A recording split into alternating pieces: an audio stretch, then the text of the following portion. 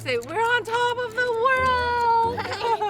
My name's Angie Tran-Bloom, and I gave birth to 3 beautiful identical triplet girls on November 17th, 2010. Lauren, stop! And without the help of UC Irvine Health, I don't think I would be sitting here with Steve the second time around to talk about our kids and how much fun we have with them.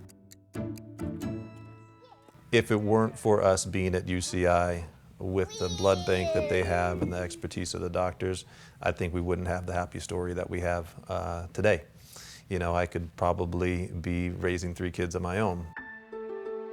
Angie Tran was referred to me because she was carrying identical triplets, an extremely rare pregnancy.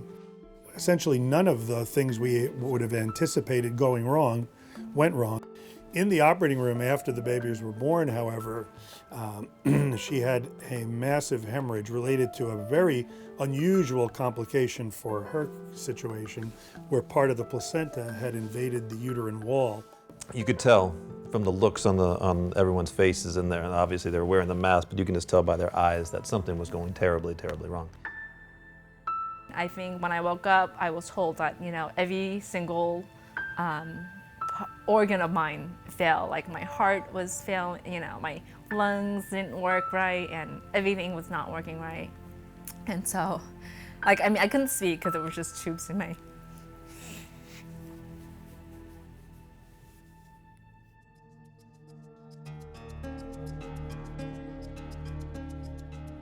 At that point, we always acknowledge that, hey, we're happy to be here with Dr. Porto at UCI. But during the course of that morning is when we really appreciated and knew the difference of what UCI brought to us. The volume of high risk here at UCI is extraordinary.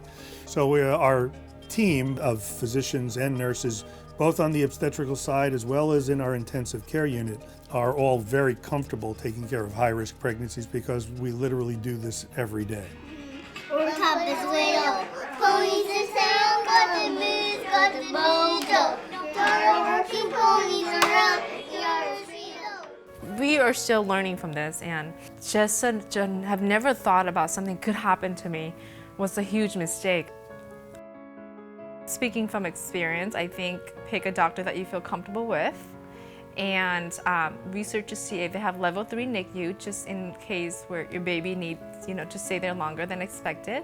And also, I think for me, the blood bank, it's a huge point for me.